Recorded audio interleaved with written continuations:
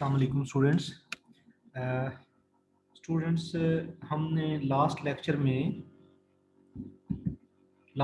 में हमने देखा है कि जो लाइट एब्जॉर्ब होती है वो तीन हिस्सों में, जो लाइट हम इंसिडेंट करते हैं किसी भी सैंपल के ऊपर, वो तीन हिस्सों में वो जाती है, तीन जगहों पे जाती है। कुछ लाइट का पोर्शन एब्जॉर्ब होता है, उसे हम कहते हैं इंटेंसिटी ऑफ एब्जॉर्ब लाइट।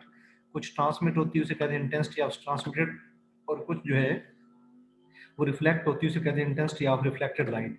और रिफ्लेक्टेड लाइट के बारे में कहा था कि ये सिर्फ 4% होती है एब्जॉर्ब लाइट के मुकाबले में, तो इसको हम निगलेक्ट कर सकते हैं बाकी दोनों के मुकाबले में। तो हम कह सकते हैं जो लाइट हम लोग इंसिडेंट करते हैं किसी भी सैंपल के ऊपर, एक उसका पोर्शन एब्जॉर्ब होता है और एक ट्रांसमिट होता है।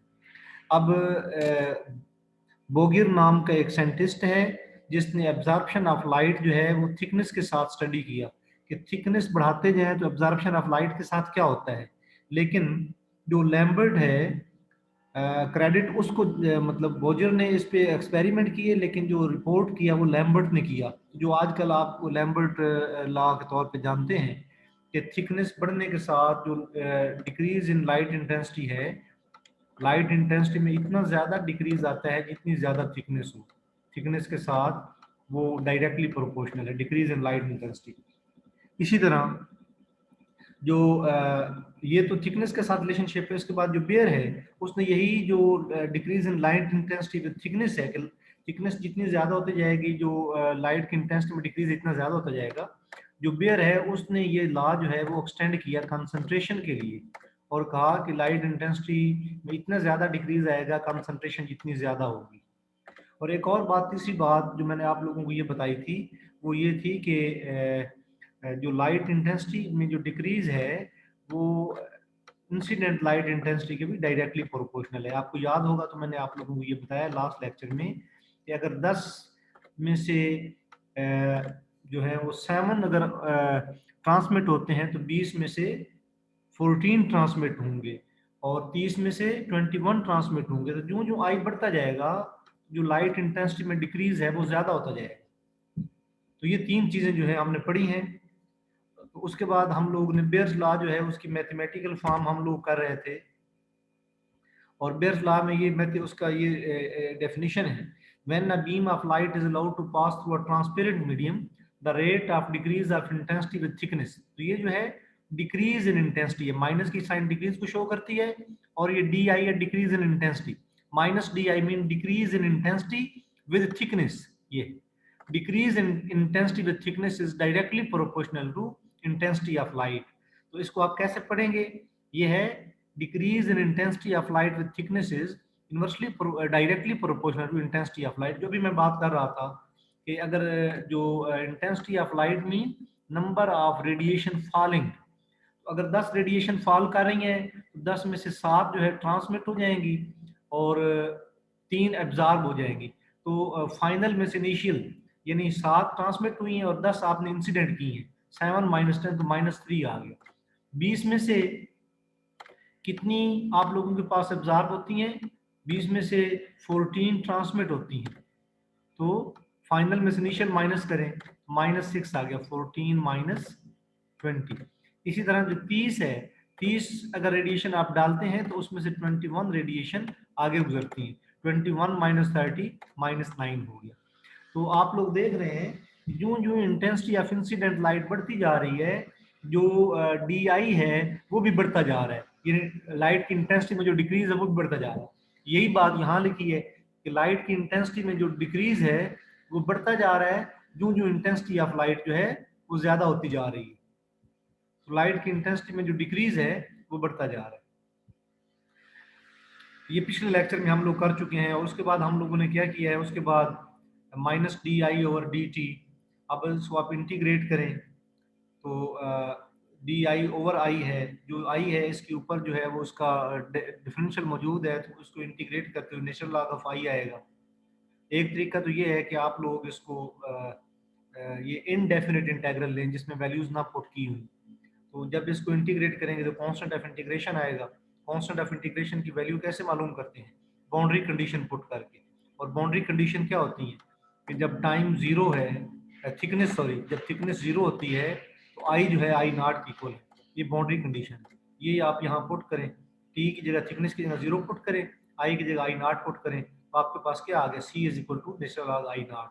आप सी की जगह natural log I nought put करें, ये पुट कर दिया, ये प्लस है इधर माइनस हो गया, तो क्या बना, नेचुरल लॉग आई और I nought is equal to minus के टी। अब इसका एंटी लॉग लें दोनों साइडों पे, जो ई की पावर में आ गया माइनस के t, I is equal to I naught e raise पर माइनस के टी। और मैंने कहा था कि इसको अगर आप लोग चेंज करना चाहते हैं, एक्स जो एक्सपोनेंट को अगर बेस ई जो है इसको बेस 10 में चेंज करना चाहते हैं, तो माइनस 0.4343 के साथ मल्टीप्लाई करेंगे, तो ये आ गया I is equal to I nought multiply 10 raised पर माइनस के टी। ये आप लोगों के पास जो है लैम्बर्ट लॉ की मैथमेटिकल फॉर्म है। अब जरा हम लोग आगे चलते हैं, तो ये वही है, उसी को थोड़ा सा अरेंज किया है, लेकिन अब हम जो है वो चलते हैं बेयर्स लॉ की तरफ। तो ये बेयर्स लॉ क्या है, फर्क सिर्फ इतना है कि जहां आप लोगों के पास टी था वहां सी आ गया है, तो अब इसको कैसे करेंगे, decrease in intensity of light with concentration is directly proportional to intensity of light. ये decrease in intensity of light with concentration is directly proportional to intensity of light। तो अब इसको जरा अगर इसको सॉल्व करेंगे, तो इसको सॉल्व कैसे करेंगे, minus D I over d c is equal to k dash I.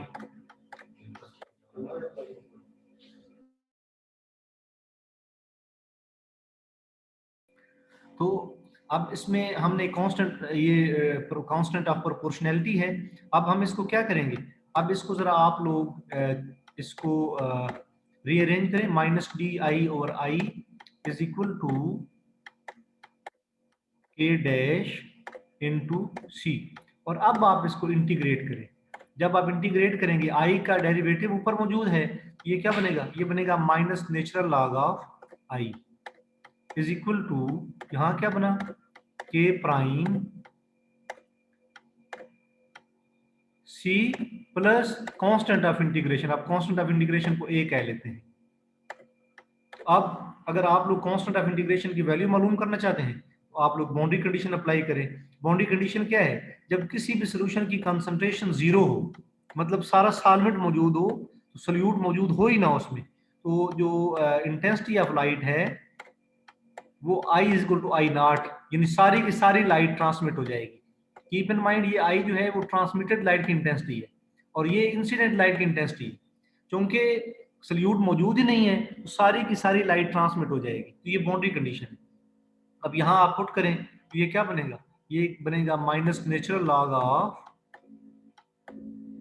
I nought, I की जगह आई नॉट पुट किया, सी की जगह क्या आ गया 0, और यहाँ क्या बना, ए बना, यहाँ ए बन गया।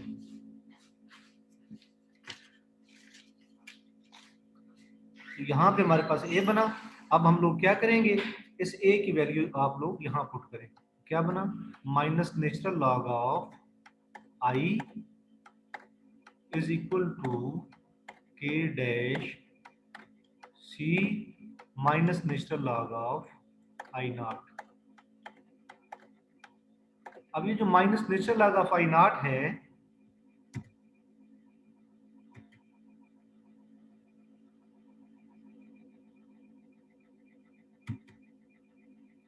अब ये जो minus natural log of I naught हमारे पास है, तो हम लोग क्या करेंगे,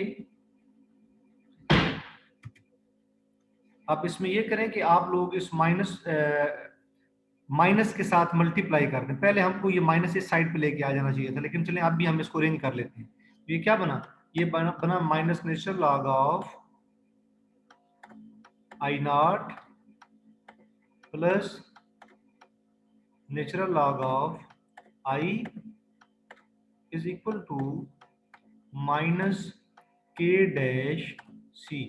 हमने क्या किया, हम इस चीज को इधर लेके आ गए, और के प्राइम सी को हम लोग इधर लेके आ गए।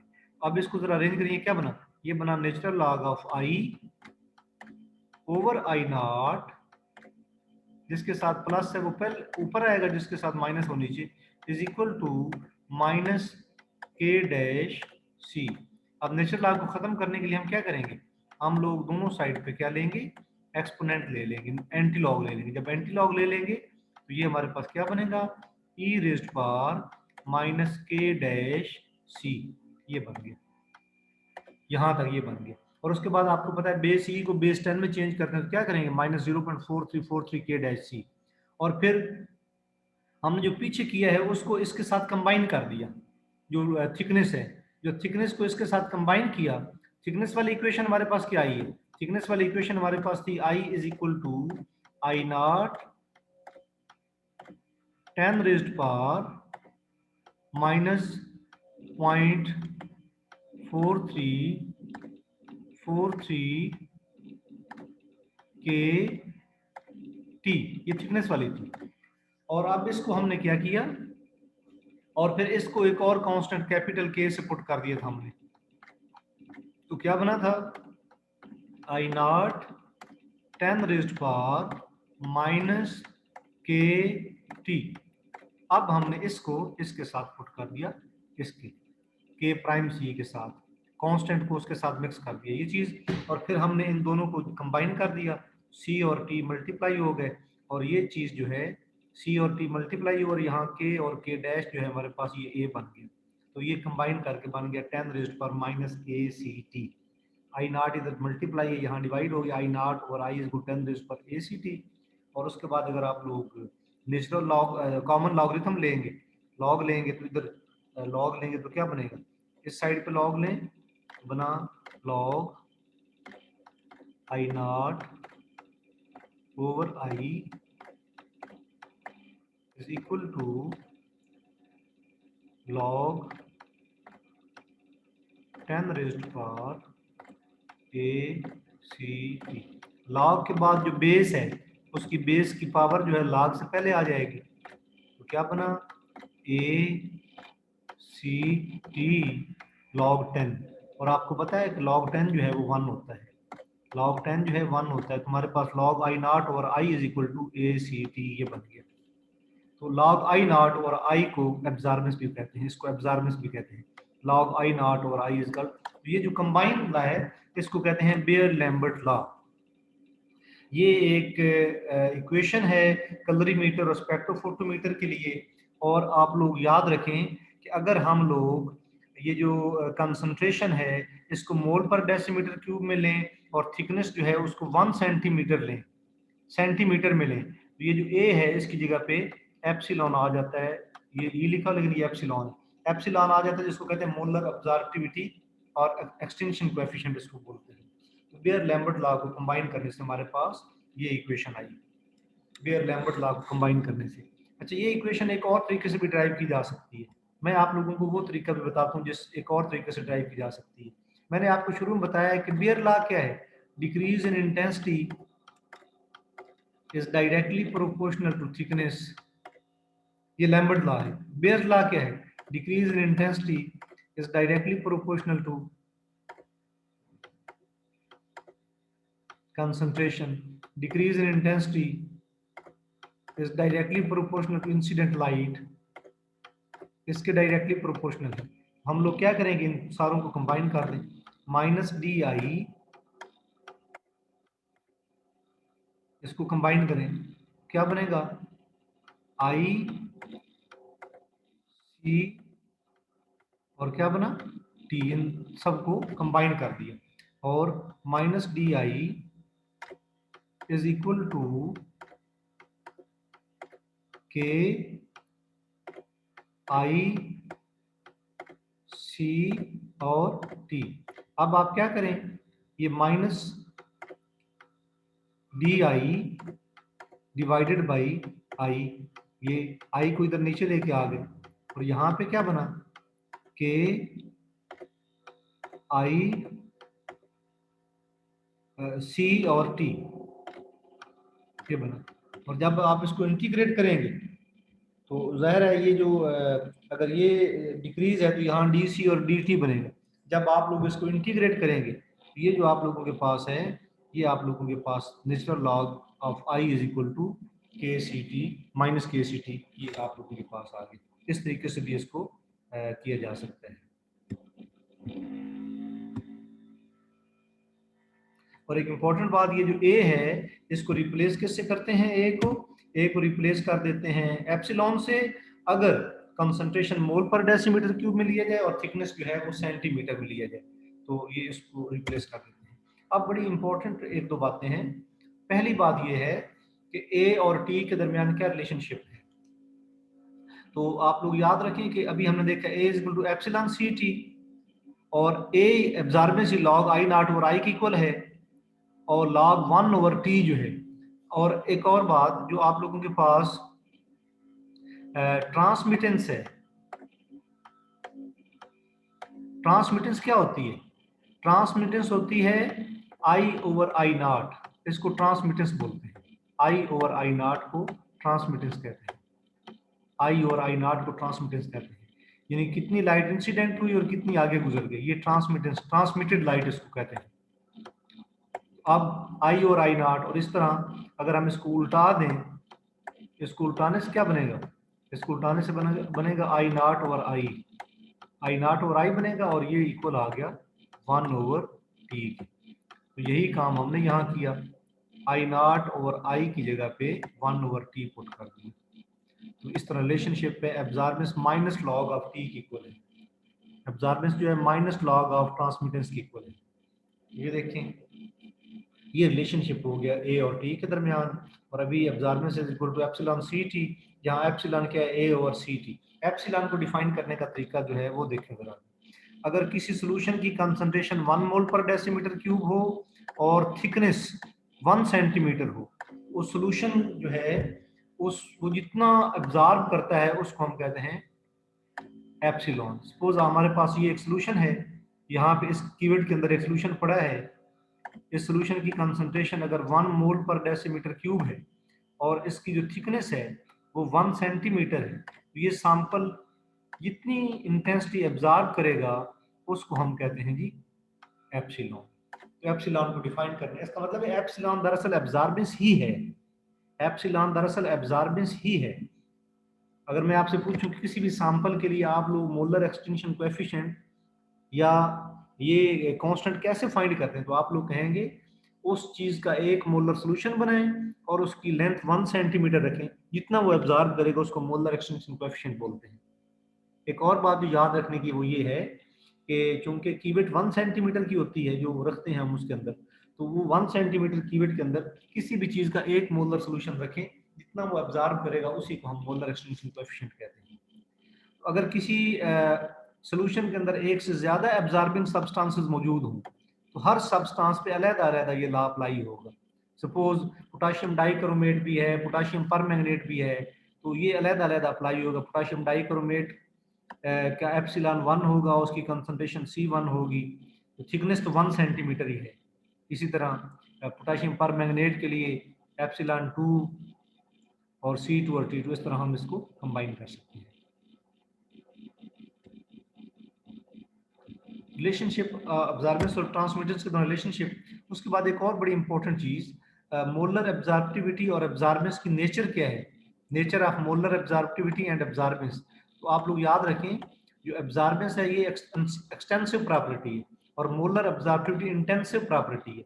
और मैं आप लोगों को ये बताना चाहता हूँ कि ये अक्सर आता है, कोई जो आप लोगों को टेस्ट वगैरह होते हैं, इंटेंसिव प्रॉपर्टी क्या होती है, एक्सटेंसिव क्या होती है। तो एक ट्रिक याद रखें, ये जो इंटेंसिव का आई एन है, ये इससे आप लोग independent, which is independent of quantity of matter, any property which is independent of quantity of matter, जो क्वांटिटी ऑफ मैटर की इंडिपेंडेंट हो, इंडिपेंडेंट जो क्वांटिटी ऑफ मैटर की इंडिपेंडेंट हो उसको हम कहते हैं इंटेंसिव प्रॉपर्टी, और जो क्वांटिटी ऑफ मैटर पे डिपेंड करे वो एक्सटेंसिव प्रॉपर्टी है। आपको पता है एब्जॉर्बेंस तो एक्सटेंसिव प्रॉपर्टी है। आप लोग प्रैक्टिकल भी करते हैं कि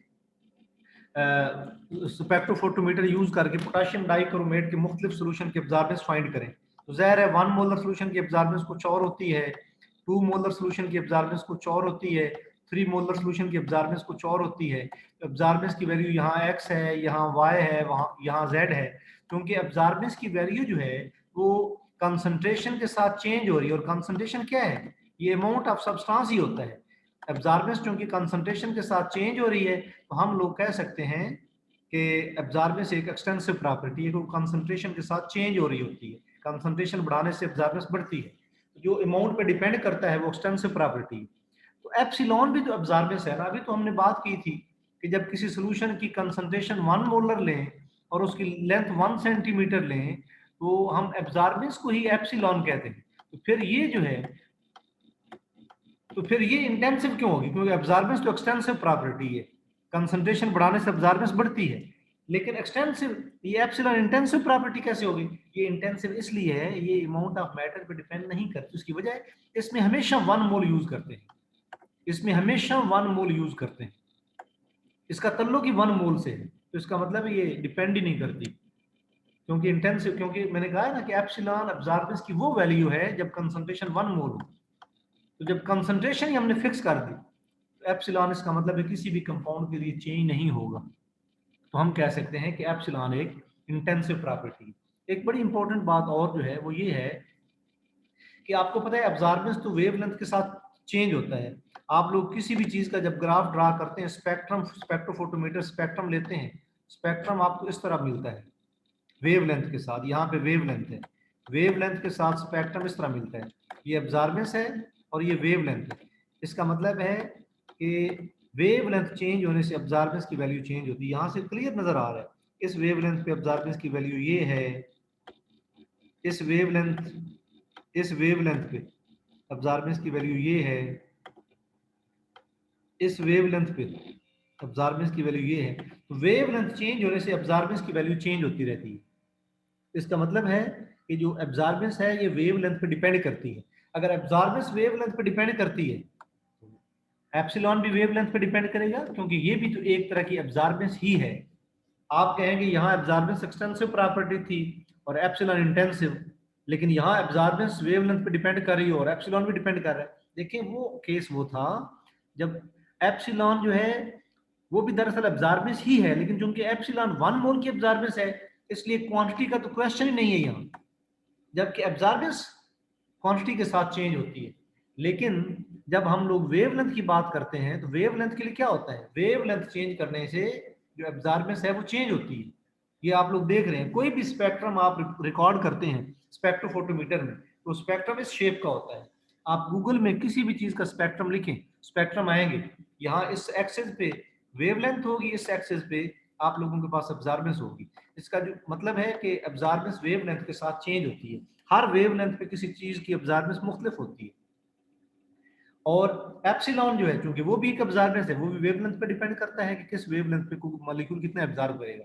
एक और चीज जो इंपॉर्टेंट है, जब स्पेक्ट्रम मोड में आप लोग एक दफा देख लेते हैं कि ये कंपाउंड किस वेवलेंथ पे मैक्सिमम एब्जॉर्ब करता है, तो फिर आप मोनोक्रोमैटिक लाइट यूज करते हैं बेयर लैम्बर्ट लॉ को वेरीफाई करने के लिए। याद रखिए, सपोज आप लोगों के पास ये कंपाउंड जो है, ये आप लोगों के पास पोटाशियम डाइक्रोमेट है।